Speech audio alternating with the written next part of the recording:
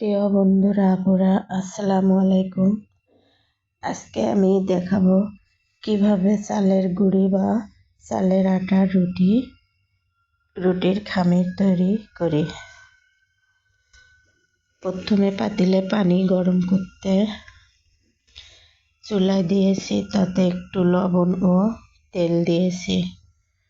লবণ দিলে রুটির স্বাদ বাড়ে আর তেল দিলে রুটি নরম হয়।